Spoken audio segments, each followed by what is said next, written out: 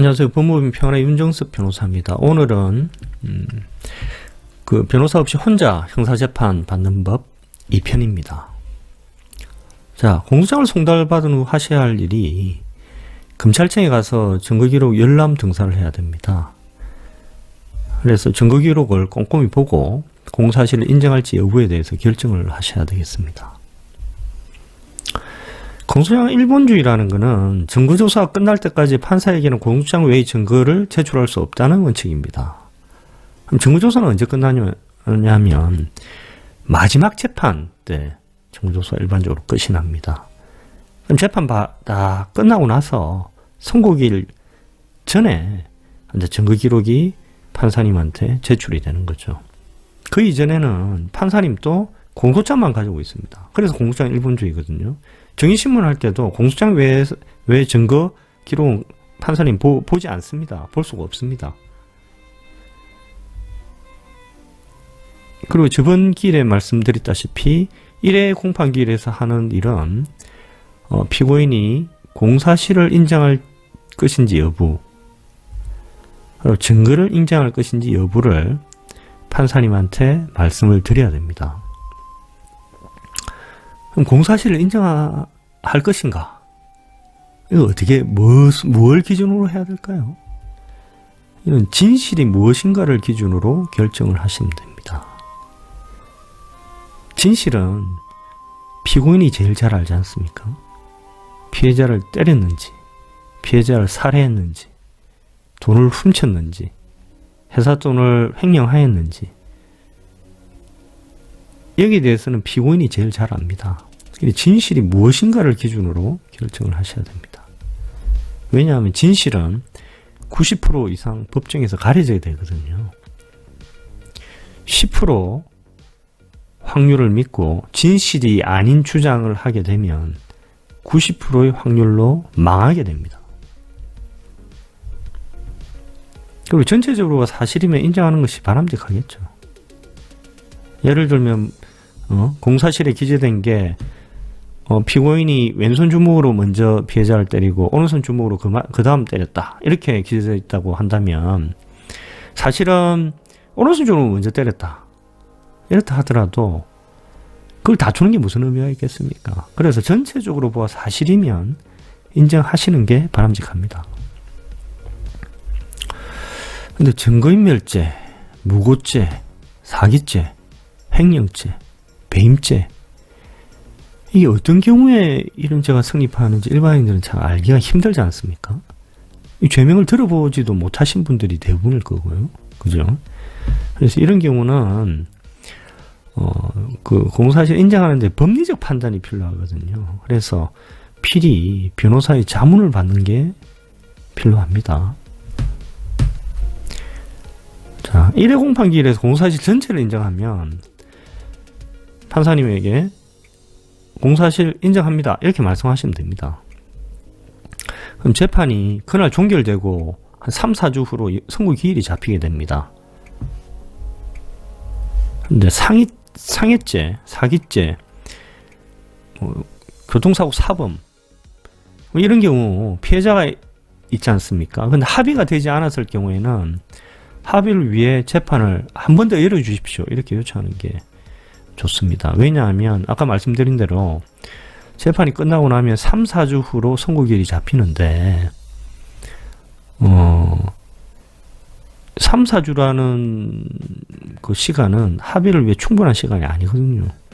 돈을 마련해야 되지 않습니까? 돈을 마련하는데 3, 4주가 충분하지가 않습니다. 합의는 선고기일 이전까지 해야 되는데, 그러니까 선고기일 그 전날까지 합의서가 들어가도 됩니다. 그럼 선고에 반영이 되는 거거든요. 그럼 합의를 하려면 피해자 연락처를 알아야 되지 않습니까? 특히 교통사고 사범 같은 경우는 이전에 알지 못하는 피해자지 않습니까? 그리고 검찰청에서 복사해온 증거기록에도 피해자 연락처, 인적사항 이런 건 다 지워져 있습니다. 개인정보 보호를 위해서 그런 거죠. 그러면 피해자한테 연락을 해야 합의를 할 거 아닙니까? 그럴 경우에 판사님한테, 판사님, 피해자와 합의를 하려고 하는데 연락처를 좀 알 수 있는 방법이 없을까요? 그렇게 말씀드리면 그날 재판 끝나고 법원 직원이 그 피해자에게 연락을 합니다. 그래서 뭐라고 하냐면 피고인이 피해자하고 합의를 하고 싶다고 하는데 피해자 연락처를 피고인에게 알려줘도 될까요? 이렇게 묻습니다. 그때 피해자가 뭐 그렇게 하시죠. 이렇게 하면 법원 직원이 피고인에게 피해자 연락처를 알려줍니다. 근데 피해자가 끔찍해요. 하지 마세요. 절대로 하지 마십시오. 이렇게 이야기를 하면 법원 직원이 피고인에게 피해자 연락처를 알려주지 않습니다. 그러면 합의는 물 건너간 게 되겠죠. 그죠? 이게 이제 피해자 개인정보 인지 절차라고 합니다. 근데 합의가 되지 않으면 법정 구속이 될 가능성이 높습니다. 뭐 상해죄, 예를 들면 요치, 뭐 6주 이렇게 나왔는데 합의가 안 됐다. 사기죄, 피해 금액이 뭐 수천만 원인데 합의가 안 됐다. 뭐 교통사고 사범 같은 경우는 뭐 요치 한 6주 나오고 음주운전 이럴 때 이런 경우에 법정 구속이 될 가능성이 큽니다. 그래서 될 수 있는 대로 합의를 하시는 게 좋습니다.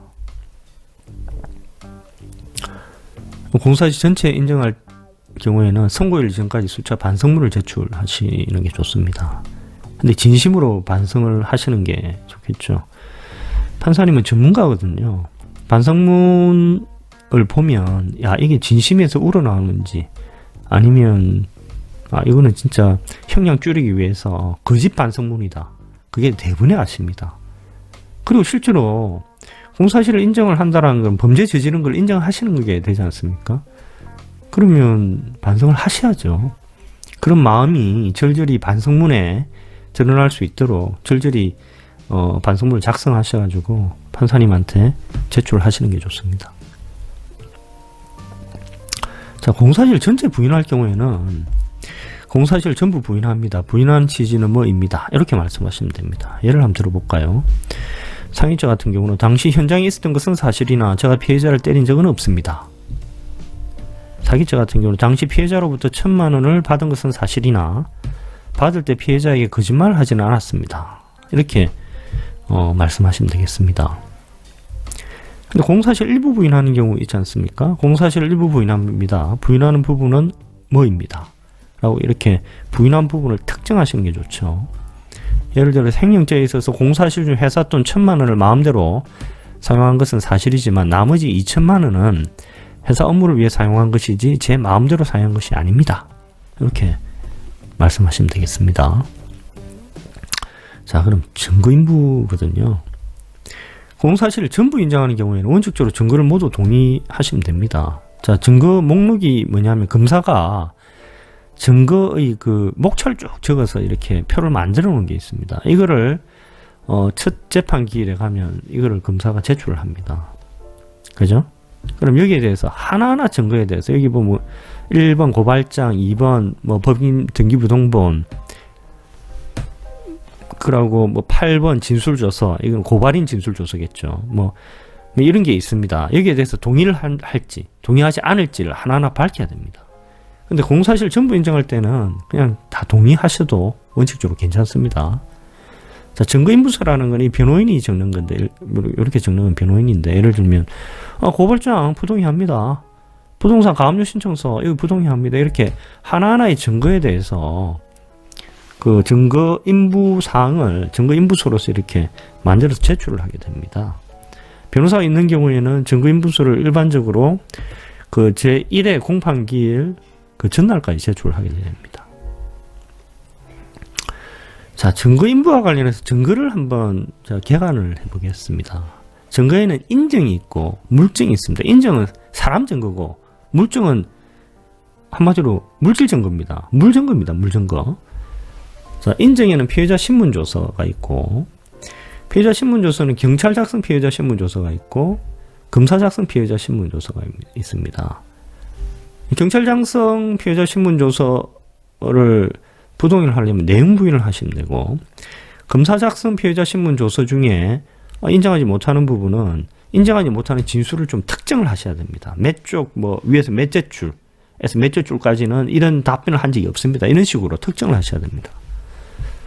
그리고 진술조서가 있습니다. 진술조서는 피의자가 아닌 사람에 대해서 작성한 조서입니다. 피해자, 진술조서, 목격자 진술조서 뭐 이런 게 있을 수 있습니다. 근데 이 진술조서를 부동의를 하게 되면 이 피해자 목격자가 법정에 나와야 됩니다. 그래서 검사가 신문하고 피고인이 반대 신문을 하게 돼 있습니다. 그게 소위 말하는 반대 신문권 보장 절차라는 게입니다. 자, 물증이 있지 않습니까? 물증은 예를 들면 살인 사건의 칼, CCTV, 이메일, 파일 뭐 이런 게 있습니다. 근데 위법 수익 증거 아니면 증거 동의하시는 게 좋습니다. 이게 위법하게 수집된 증거면 이게 증거 능력이 없어서 사용되지 못하는데 그렇지 않다면 이게 형상이 변하지가 않지 않습니까? 응? 이메일 부동의를 하면 어떻게 되겠습니까? 이 부동의하면 되게 복잡해집니다. 그래서 이것 문제 아니면 일반적으로 그 변호사 없는 경우는 증거 동의를 많이 하게 됩니다. 자, 아까 피해자 신문조서 아까 말씀드렸지 않습니까? 경찰 작성 피해자 신문조서는 내용 부인하면 휴조가 되버립니다. 아까 제가 말씀드렸지 않습니까?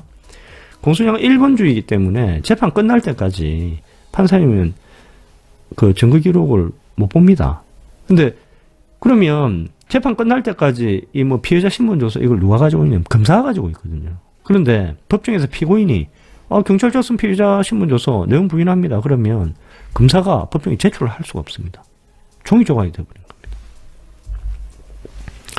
예를 들면 상해 사건에서 경찰 신문시 자백한 때려서 상해 뭐 입은 거 맞습니다. 자백한 피해자 신문조서 있지 않습니까? 이 내용 부인하면 아예 휴의 조각 되어버립니다. 검사 작성 피해자 신문조서는 진술하지 않은 부분, 뭐 자백 부분을 특정해서 그렇게 진술하지 않은데 이 부분 잘못됐으면 예를 들면 뭐 검사 작성 피해자 신문조서 몇 쪽 위에서 몇째 줄에서 몇째 줄까지는 저 그렇게 진술한 적이 없으면 이렇게 특정을 해야 됩니다. 이게 뭐 여러 개가 있을 수 있겠죠. 수십 개, 수백 개가 될 수도 있겠죠. 근데 그걸 다 특정을 해야 됩니다. 근데 그 피해자 신문을 영상 녹화하지 않으면 실질적으로 그 부분은 증거 능력이 없습니다. 그 부분을 빼고 판사님이 유무죄를 가리게 됩니다. 예를 들면 상해 사건에서 검사신문시 내가 2020년 3월 1일 17시 고속터미널역 3번 출구 앞에서 A를 우산으로 때린 것은 사실이다. 이렇게 기재가 되어 있으면 이 기재 부분 이거 제가 그렇게 진술 안 했습니다. 그럼 날아가 버립니다. 근데 개정 형사소송법 일반적으로 우리가 수사권 조정 형사소송법이라고 하는데 그 개정 형사소송법에서는 검사 작성 피해자 신문조서도 내용 부인하면 증거 능력이 없습니다. 휴조가 되어버립니다. 개정 형사소송법에서는 검사 작성 피해자 신문조서와 경찰 작성 피해자 신문조서의 증거 능력이 동일하게 됩니다. 2022년 1월 1일부터 시행이 됩니다.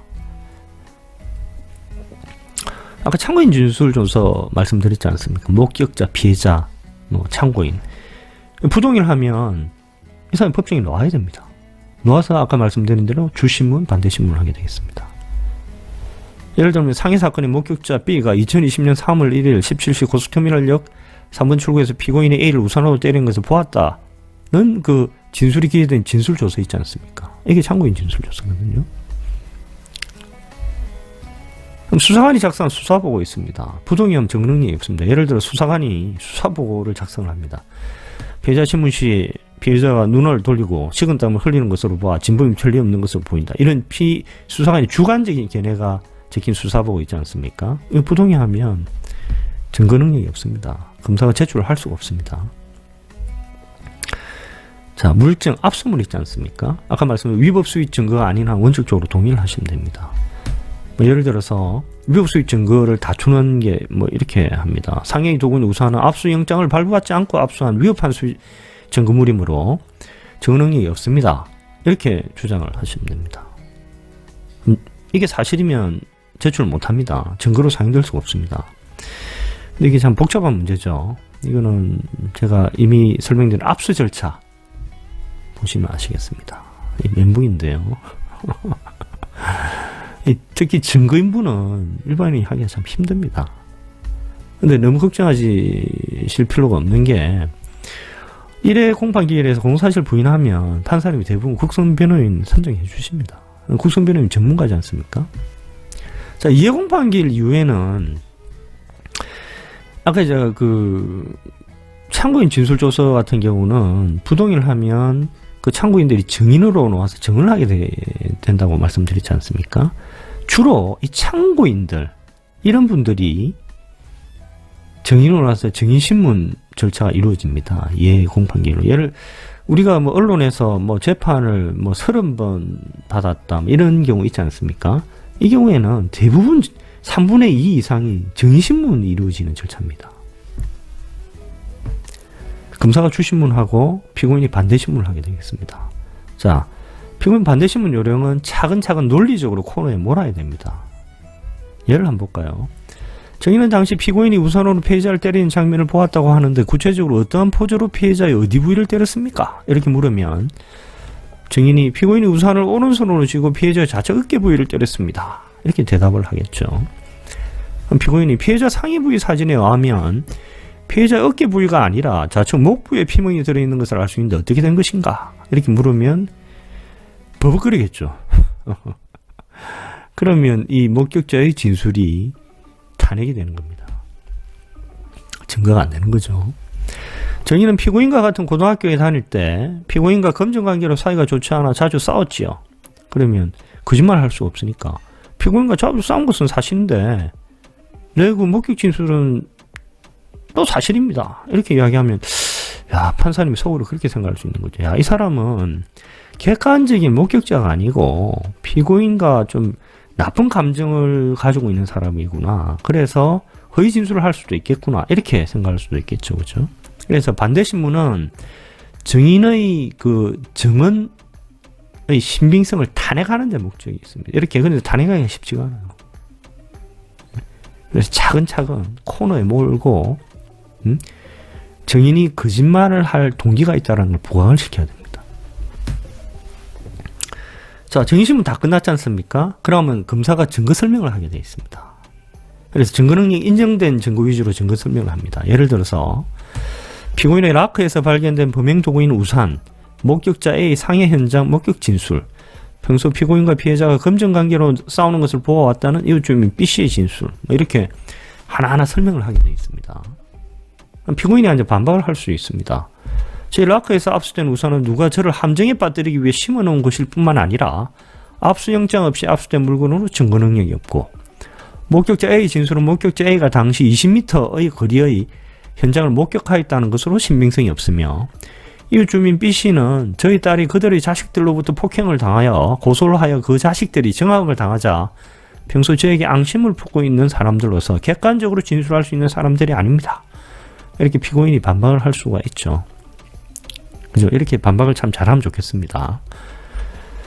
자, 그러면 이제 마지막 공판에는 변론이 종결됩니다. 이게 마지막 공판이죠. 이걸 법적으로는 변론 종결기일이라고 합니다. 변론이 종결됐다고 이야기를 하는데, 검사가 이제 피고인 신문을 할 수도 있습니다. 근데 검사는 사건이 중할수록 피고인 신문을 하는 경향이거든요. 근데 피고인은 진술 거부권을 행사할 수가 있습니다. 변호인이 없을 경우 진술 거부권을 행사하는 것이 좋습니다. 왜냐하면 검사는 법률 전문가고 공판검사는 재판을 수백 건을 지금 하고 있는 사람이거든요. 신문을 아주 전문적으로 합니다. 근데 피고인은 어떻습니까? 법도 잘 모르고 전문가도 아니지 않습니까? 피고인 신문 태어나서 처음 당하는 겁니다. 어떻게 진술해야 될지도 모르고 버벅거리고 이러면 판사님이 이 사람 거짓말하는 것 같다, 이렇게 인상을 가질 수도 있지 않겠습니까?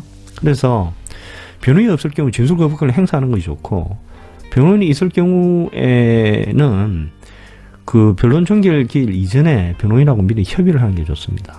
그래서 저 같은 경우는 미리 피고인 의뢰인하고 오늘 혹시 검사가 피고인 신문하면 진술 거부권 전체에 대해서 하시는 게 좋습니다, 이렇게 조언을 하는 경우가 많습니다. 자, 검사가 피고인 신문 이렇게 합니다. 이 사건 상해 사건이 발생한 2020년 3월 1일 22시경 피고인은 어디에 있었는가요? 피고인은 당시 A와 같이 강남 CGV에서 영화를 보았다고 주장하는데, B에 의하면 당시 A와 B가 한강변에서 같이 자전거를 탔다고 하는데 어떻게 된 거냐?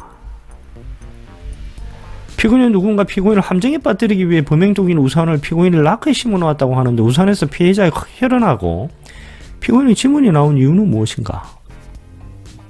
자, 우산이 증거 능력이 있으면 이 사건은 게임 끝났다고 봐야 되겠죠.